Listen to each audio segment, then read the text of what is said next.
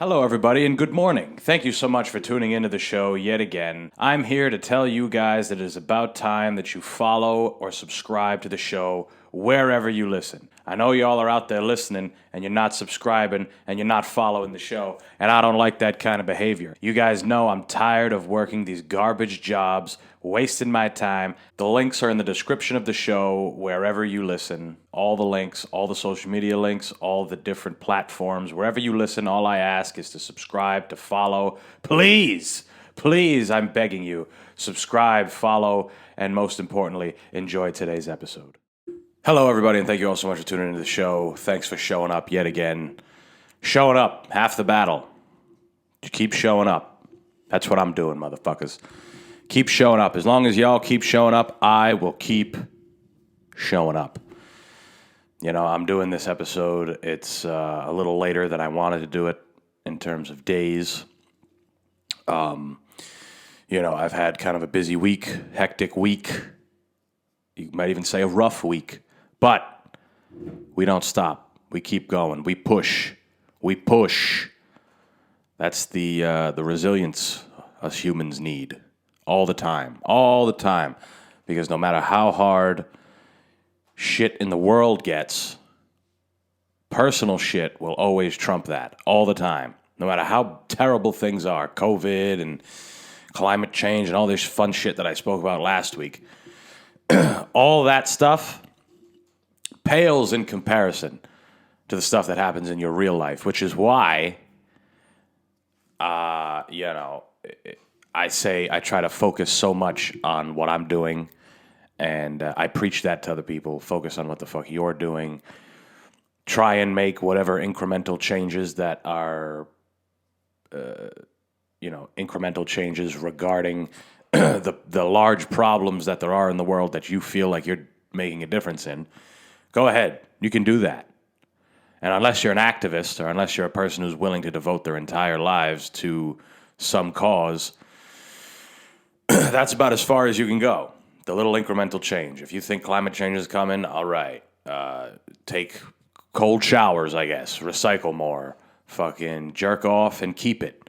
Because if you jerk off a lot and you keep it you keep the excrement in a jar over time, you can actually convert that jar to energy. People don't want to tell you this, but it's true. I myself am a biologist, and again, something I keep from people because I don't want anyone to think I'm better than them or something. But if you, over a year's worth of time, there's been peer-reviewed studies along large sample sizes, that if you keep a year's worth of your semen as a man, that can then, you can bring it to a plant, a power processing plant, and it actually helps. It's actually a natural form of energy, a natural, climate-friendly and resource-friendly substitute to some of the other things like overuse of electricity or geothermal energy, nuclear energy, all the stuff that would be detrimental. It's actually called Semenergy. Semenergy. Semenergy is the big company, but it's called Semenergy. You got to say it all together. Semenergy. Semenergy. That's the way you got to say it. It's the science, us scientists, we know. We know that, well, it's because the guy who made it, the guy who found this process to be true, his last name was actually Semenergy. It was Gerald Semenergy. So it just so happened that it was almost like it was guided by God or something. Like it was dictated before he was born, that he would go ahead and find this revolutionary process of turning human seed from the male to turning it into convertible energy. And I mean, man, leaps and bounds. I hope I'm not the first person that's telling you guys about this. I hope that I am. I hope it's out there. But if I am the first person that's telling you this, go ahead, do some research. Gerald Semenergy. Semenergy. It's just like in all other scientific things.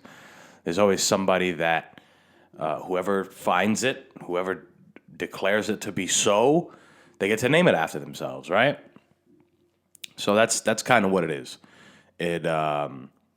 But not to get too far off track here on the groundbreaking worldly innovations that are actually going to help us as a people. My point was that a lot of that shit weighs on you. A lot of that shit is too much. And it pales in comparison when it comes to importance. Right? Maybe. Right? It's two different schools of thought, right? You could say, hey, we're just a smaller microcosm on the, microcosm of the planet, or of the world, I should say. Not even the world, of the galaxy. Let's use the right term here. Because you look up at the stars and say, wow, we're so small. All our problems are nothing. Oh my God, look at that. And the stars and the sea and our problems should be nothing. Why do we? And then 2 minutes later, your boss is cutting your hours, or gas is too expensive, and all these things. You're like, fuck this world. My life is terrible. I'm running out of money. I'm running out of steam. I got no gusto in this fucking world anymore. What happened to the stars? What happened to the sea and the sand? What happened to all that shit? The immense power. What about all that? I thought we were supposed to be insignificant. I thought our problems were supposed to be nothing. All right, isn't that what it is? That's what everyone says, right? Oh, we're so insignificant and small. Gah. Yeah, but we're experiencing something. We're in an experience. If that's anything, that's the closest definition of a life. You know what I'm saying? An experience.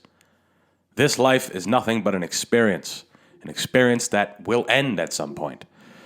People, it's all different times, but it's really just a habit. It's a habit of experiencing something. So really, people aren't afraid of death. They're afraid of the unknown, and they're afraid of not being a part of the experience anymore, losing the habit of living, which is a crazy thing. I forgot where I heard that, but it's true. We're scared about what happens after we're not doing this shit anymore. And then we're creatures of habit. So all we care about is the things that we go back to. When we're scared, we go back to the things we know because it's a habit, That's why sluts always suck cocks in times of need. You ever see a weary prostitute? She's like, oh no, what do I'm kind of in a crossroads. I don't know what to do. Come over here. I feel so much better, clear-minded. The habit. Went back to the habit. That's why drug addicts do what they do. Or addicts of any kind. That's why they do what the fuck they do. Because we are creatures of habit. But anyway, I was supposed to be in Vermont today. Supposed to be in Vermont, trekking it up a mountain in the cold, in the snow. You guys know I like to endure. I like to do hard shit sometimes. Even though lately I am a fat slob because I canceled my gym membership. So in my mind, that's like a tick. Time to be fat. Time to eat like a fat slob. Yesterday I ate a lasagna at like 11 at night with pink vodka sauce on it and meat and salt and cheese, noodles, just glop. It was delicious. It was fucking lovely. But it was just a big square orange glop on my plate, and I just said, oh my God, oh yeah, at 11 at night. It was great, it was nice. But, again, I was supposed to go to Vermont. We were supposed to leave Sunday night. Me, Danilo, John Larkin, Caroline, we were all going to go. We're going to have a great fucking time. Well, I don't know if it would be great. It was probably going to be fucking brutal. It was going to be terrible. That was the point of going, to do some really terrible, awful shit to ourselves. So we were going to go Sunday night. We were supposed to drive up there Sunday night. Airbnb was going to be like 4 hours away. Mount Pisgah in Vermont. And, we were planning and all this shit. But, like I said, shit happens. Low on money at the moment. But the mountain was supposed to be it was supposed to snow, which would have been crazy, right? Maybe one of us would have died, right? In the snow on a mountain in Vermont. How terrible would that be? You watch a movie like The Revenant, you're like, yeah, I could do that. I could, if my life depended on it, like this guy's life depended on it, I would totally drag my fucking half-useless body miles and miles until my legs broke back into place and grew and I was able to walk again.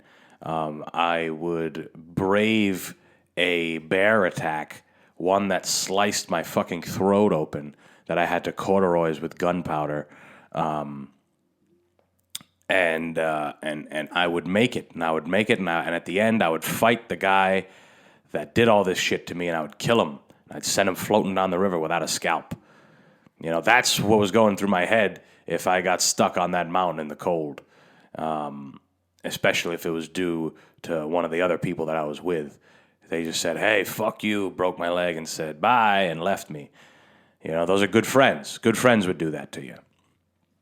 But, yeah, we were supposed to do that, and it would have been a lot of fun. I guess I still want to do a winter hike at some point. I'm just not in the position to do so, unfortunately. Unfortunately, I apologize to the people who were supposed to come. But at the end of the day, motherfuckers, this is all about me. It's all about me. I mean, it was kind of my idea, let's be honest, all right? It was my idea. I wanted to drive up there, get an Airbnb, whatever. But plans change, bitch. Plans fucking change. And you got to be ready to change on a dime, motherfuckers. All type of unexpected shit happens to you. Always. Doesn't matter who you are, where you are.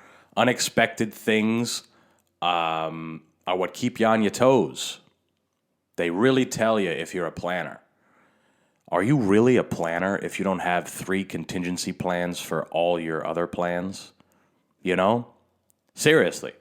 This is like, I know I'm being facetious and fucking around right now, but are you really a planner if you don't have backup plans for things that look to be foolproof, right? What if 2 plus 2 doesn't equal 4 one day? What do? Right? I'm talking about shit in real life.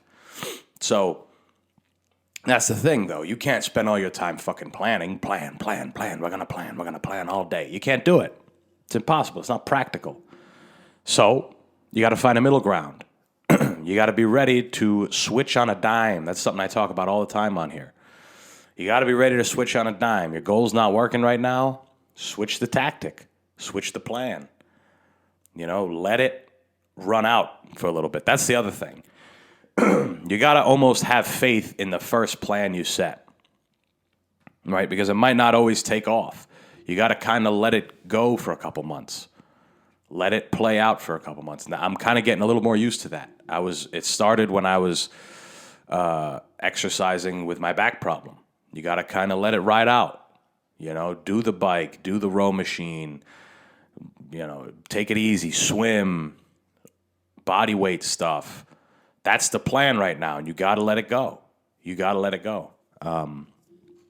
But when that plan switches, you got to be able to shift, and it's tough. It is tough. It's a hard goddamn thing to do. Like I said, we humans, we like habit. We like repetition, structure. We're scared of the unknown. We're scared when things go sideways. And I hate to say you can't be, right? Because we are. I hate to say you can't do that. But you have to recognize when it's there, and you have to try your best to get back on track.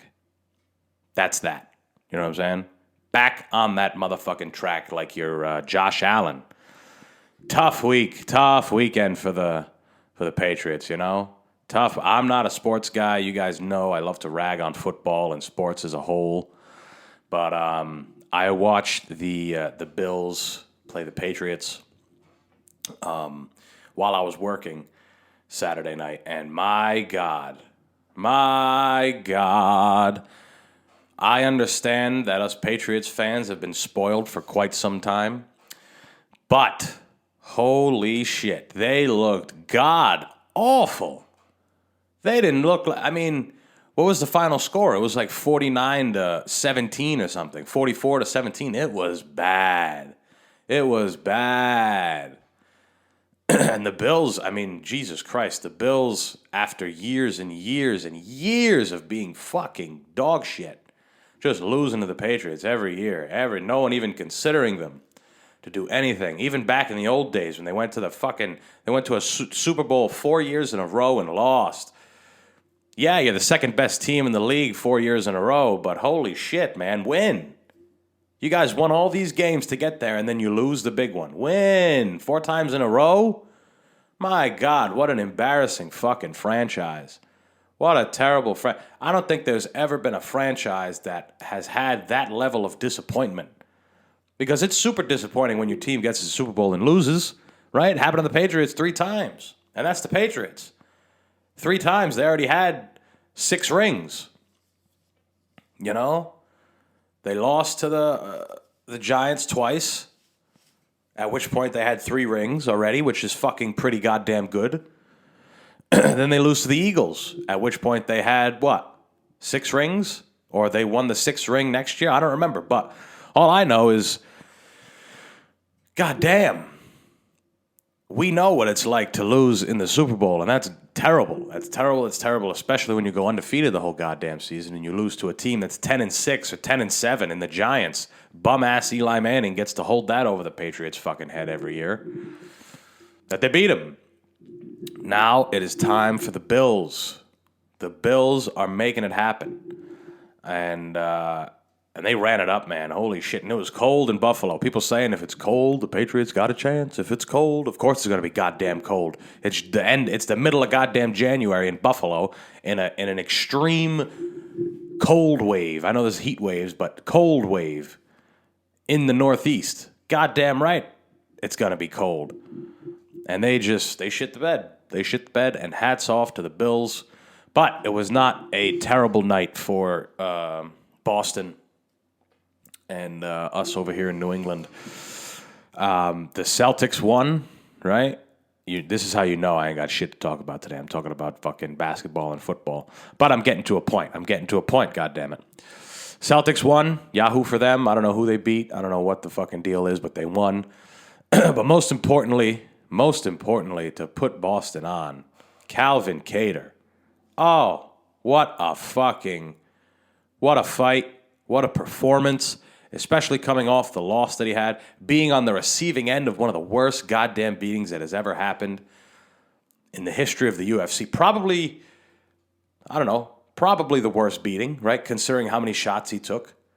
I don't remember, what did Max Holloway threw 800 punches and landed 400 or something? I mean, imagine getting hit 400 times with anything. With a pillow, it would start to hurt. 400 times, and he didn't go down. He's from Boston. His whole fucking team's from Boston. They're not throwing a towel. They're not doing any of that shit. He's not taking a knee. That's not happening. He's going to get his ass beat for the whole 25 minutes if that's the goddamn case. And it was a long night for that boy. And he took the time off. He took a good amount of time off, which is what he's fucking supposed to do, right? You don't want to jump right back in there after taking an ass beating like that. He was smart. He came back. And he headlined the first card of 2022. And Jesus Christ, what a performance. He fought a guy, people who don't know, who don't follow the UFC, he fought a guy, his name is Giga Chikadze. And Giga is from Georgia, the country. And he is known to literally kick the shit out of people. Like his style is very kick-heavy, liver kicks, head kicks, leg kicks. And the way to beat one of those guys, historically, don't give him any space, right? Watch Khabib versus Edson Barboza. He doesn't give Edson any space to let off these kicks. You can't kick going backwards. You can, but not the whole goddamn fight. You can set it up, maybe, but when you have a guy that's so kick-heavy, like Giga or Edson, who they both fought each other, and Giga won. When you have a guy like that, you have to keep him going backwards. Can't give him any space to kick. Can't give him any space to do any of that shit. So Calvin did that.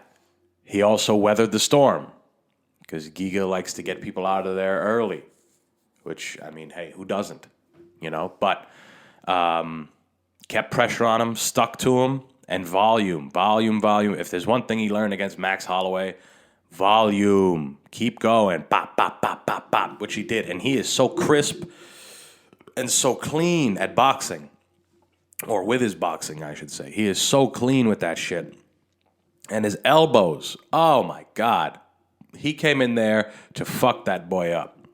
Calvin Kattar went in there and beat that guy's ass in front of nobody, right? Because they do him at the Apex. But he went ahead and, which is, let me reframe. The Apex is a building where they do the UFC fights, and there's nobody in there. But nonetheless, he went ahead and fucked that boy up and had a great showing. And, I mean, he's at the top of the heap at 145. I don't know who he's going to fight next. I know Holloway dropped out of the Volkanovski fight. Volkanovski wants to fight somebody still. Throw Calvin in there, man. Everyone else is coming off losses, right? I mean, you could do Ortega again. You could fight Ortega again, sure. Get some money. Could be good. They were talking about the Korean Zombie, who just lost, I'm pretty sure, against, I think his last, well, not just lost, but his last fight, I could be wrong, but I think it was against Ortega. He lost that. Who else? You could throw Yair in. He lost. Calvin, he's got to be the guy. He's got to, I don't know if he wins, because Volk is a fucking animal. He's very, very good. People kind of dismiss him because they think Holloway won both fights, especially the second fight. I thought Holloway won the second fight for sure, which is why they were even talking about doing a third one. Which is funny because usually when they do that, the third one, it ends up being the guy who won the first two. He ends up, taking the dub. And then what happens, right? If Holloway wins, what do they fight again? Fourth time, Holloway wins again, hopefully, and then there's a fucking rubber match. Fifth fucking time. I don't know if that's ever happened. I know Manuel Marquez and Manny Pacquiao. Juan Manuel Marquez, they fought 4 times, but it's because one of them was a draw, and then Manny won one, and then fucking Marquez won, KO'd him, bad, very bad, flat on his fucking face, and then Pacquiao won again. I think that might be how it went. I'm not positive, but nonetheless, I mean, it rarely happens that a fourth fight emerges, let alone a fifth. It's a rubber match. One guy wins, the other guy wins, and then the tiebreaker is the rubber match. So, long fucking winded thing, but I wanted to say congratulations to Calvin Kattar. I've had some of his teammates on, Ross Levine, shout out Ross, Karate Combat. I've had him in here. I've had Tyreem, who has, I'm sure, spent some time with Calvin. John Larkin has spent some time with Calvin. They weren't necessarily part of his camp. Ross Levine was part of his camp, 100%. But, shout out to Calvin. Motherfucker went out there, put on a show, did his goddamn thing, put on for Boston. And they're very smart. I talked about this with Steve last week. They're very smart over there, the New England cartel, because before them, there was no real representation on a huge level in the UFC on a pro fucking level, national, worldwide, whole fucking thing, representing New England. There was none of that. So it's great that they put a name to it. New England Cartel, Calvin Kattar, Rob Font. These guys are at the top of the heaps in their divisions. I mean, Rob Font just fought Jose Aldo and did very well. Lost, but, did well. Aldo is just, he's a legend and he's a fucking veteran and all these things. So good luck. But nonetheless, all that, we can kind of wipe away the loss to the Bills by knowing that a guy from Boston went all the way to Vegas and beat up some guy from a fucking Slavic country that people didn't think he was going to beat. I don't know what the line was. It might have been plus 180 for Kattar. And that's not a heavy underdog, but he is an underdog. And he usually comes in as the underdog. And he went ahead and just said, fuck y'all, I'm making this happen. And he just showed that he belongs there. He belongs there. And we can say that a guy from Boston tough as a motherfucker, boxing, training in the fucking trenches like a savage, like a goddamn animal. Took a beating his last fight, came back and dished one out. Said, fuck y'all. Keep not believing in me. Keep doing it. Just keep goddamn doing it because I'm going to keep coming back and doing this shit. Doing this shit. So, boom. Calvin Kattar, lovely. Not an all-out loss for Boston and New England. If you like basketball, I could give a fuck less about basketball. I'm just happy one of our guys went and beat some other guy's ass. That's what I'm happy for. Another fun thing in the news, a volcano, right? I'm sure you guys heard of this. A monstrous volcano. It was like a 7-point something on the Richter scale. I don't know what the max is, but I know the Haiti earthquake years ago was like an 8 or something on the Richter scale. So this must have been pretty goddamn bad.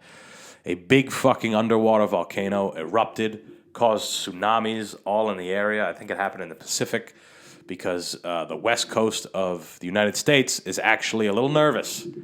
They're thinking, hey, this motherfucker might come and fuck some shit. And it's crazy, right? Because we're always so prepared for war and battles with men and people and generals and things like us, right? Human to human, more or less. We make the weapons, they make weapons. Whose weapons are better? Let's combat and see who comes out on top and gets the land and gets the drugs and the resources and all the shit that we fight for. All the nonsense that we fight for in this goddamn world. But now we have to be on high alert. Because again, there is a fucking volcano that blew the fuck up and is pushing water in all different directions and ruining cities and livelihoods and killing people, I would think. I don't know what the death toll is, but it seems pretty bad. And this kind of brings me back to my initial point, right? Brings me back to my initial point. It's actually kind of combating my initial point in the sense that I said, hey, you have to go ahead and focus on you, make your shit happen, and don't worry about the shit on the outside, right? But sometimes that shit on the outside, something bad can happen, right? If you're the government, if you're a government, climate change and the climate, that's kind of like an afterthought, right? It's in the back of the mind. It's like, we'll be okay. We'll be all right. Look at these guys. We have to go kill them. Look at all the stuff that they have that we could use to make money on. We have to go kill those motherfuckers. And they look different than us. They look far too different than us. We have to get them and kill them. That is our goal. That is what the fuck a government should be doing. We should be prospering our country. And if those guys are trying to cut in our action, we gotta fucking take them out and take all their resources with us and leave them in goddamn shambles. That's our day-to-day as a government, especially a powerful government. I'm not saying any names, but a powerful, powerful government, that's what they do. They fuck the lower people in the ass, especially if they look different than them and if they have something that they want. Those are the two things. You look different and you have some shit that we want. That is the main concern. That's like an individual, worrying about paying rent, right? Or worrying about getting a new job or getting a job or prospering in the job that they have. That's the day-to-day. Oh, I got to cut back a little bit this week because gas is a little expensive, right? As a government, the equivalent to that is, look at all those people. Look at all of them living their lives. You want to know what they live on top of? They live on top of lithium and all these different minerals that we could use. Oh, you know what else they live next to? They live right next to these fields where they harvest all different kinds of opiates. And we got to kill them. We got to go get that from them. Because if they're not going to give it to us, then, we can't just let them have it. We got to control this. So that is what they do. But now there is a monstrous fucking event. Earth is pushing on us. Hey, motherfuckers, don't forget that you're living on a goddamn rock. Don't forget that you're living on an organism, right? This entire Earth is somehow an organism. Might not have a mind of its own, that we know of. But shit happens that we don't always account for. There's other volcanoes that if they go, we're fucked. We're fucked. Right? Krakatoa back in the day? That shit fucked people up, I think. I don't know. I wasn't there for it. I don't know nothing about it. But that volcano, it's throwing a wrench in people's plans. It is throwing a wrench, and not just the everyday people, but like I said, governments. People got to be fucking cautious about it. They got to worry about it, you know? It's on a very grand scale, and we're going to see. Who knows? Maybe it blows again. What if it blows again, and it's even higher on a Richter scale, and over here in Rhode Island, even though it happened in the Pacific, we're over here, and we feel like like a little bit of an earthquake, and we're like, whoa, that was a big one. That one was big. You know, it makes me wonder what the end of days, how it will happen, right? I think about that shit. When will the systems break down, and how will it happen? Will it be a catastrophe like that? Will it be a monstrous volcano or a natural disaster? Will it be that? You know, I think that would be a shame, right? That would mean that our relationship with the planet was all for nothing. Right? That would mean that all the time we spent polluting the planet and ravaging it of its resources and destroying the life that is here, the life that's been here before us humans, and just ruining all that, it would say that it was all in vain. Wouldn't that be a shame? Wouldn't it be a goddamn shame if all this hard work we did to destroy the planet and it went ahead and switched it up on us and destroyed us instead? Wouldn't that suck? That would suck, I think. I think that would blow. You know, you would hope that we were the ones that destroyed the planet because we are the ones putting in the work. We're putting in the work, man. We grind. We want this planet. We are here for us and only us. So whatever happens to the planet after, who gives a fuck, right? Nobody really cares except for the people that spend their whole lives, what's that, 1% of the population, spend their whole lives devoted to helping the planet, and that's not enough. It's not enough people, you know? It's not enough. So it would be a real slap in the face, planet. It would be real mean of you, Earth, if you went ahead and destroyed us off of a natural disaster. Let us destroy ourselves, okay? Let the money structure and the monetary system collapse, okay? Let electricity stop working. Let the systems break down on their own. We don't need your help, Mother Nature, okay? Thanks, but no thanks. Guys, thank you so much for listening to the show today. I don't know, maybe you took something away from it. I don't care. I don't know if I do that for this anymore. Or I don't know if I do this for that anymore. I just want to make y'all laugh. I want to make y'all think about things. That's kind of where I'm at with this motherfucker. Well, you know, when I bring guests on, it's different. But when I'm here alone, I spend too much time talking about goals and plans and all that shit. Now it's time to have some more fucking fun on this bitch. So thank y'all for listening. I'll be back Thursday, obviously, with a great fucking episode. If you find yourself in the New York area, New York City, the 21st, I will be at Stand Up New York. I'll be doing a little 5-minute spot there. There's a lot of comedy that night. 6 pros and 6 up-and-comers. So that's going to be big. That's 12 comics all together for, you know, quick math. I know you guys aren't the smartest. But, no, the show's at 10 p.m., Stand Up New York. I don't know when I'm going on, but if you go, make sure you tell them that I sent you. Make sure you tell them that. Also, I did this backwards, but this Thursday, the 20th, I will be at Jake and Johnny's Lounge on Federal Hill in Providence, Rhode Island. I'll be hosting an open mic. That is free. That one is free. You can show up. I'll be the host. There'll be plenty of other comics. It is an open mic, so it might not be funny, but it don't matter. It's free comedy. Jake and Johnny's Lounge is a great place. Cheap food, cheap drinks, but it's all good. If you do go to, or if you're thinking of going to the show on Friday, you do have to pay. I think it's like $25 a ticket, but motherfucker, go. Should be fun, especially if you're in New York. I'm not saying you should go ahead and travel for me. I'm not a fucking whatever. But if you're there, go ahead, show up, 10 p.m., Follow the show wherever you listen. Follow my social media. I have my personal page up now. I don't know if I've ever mentioned that, but if you look in the description, my personal Instagram page is up there now. It's a lot of my comedy stuff and, I don't know, lifestyle shit, whatever. However, I do share stuff from that page to the Smoking Simian because I have more followers on there. I want to get the word out. So if you follow the Smoking Simian on Instagram, you'll see me repost, shit.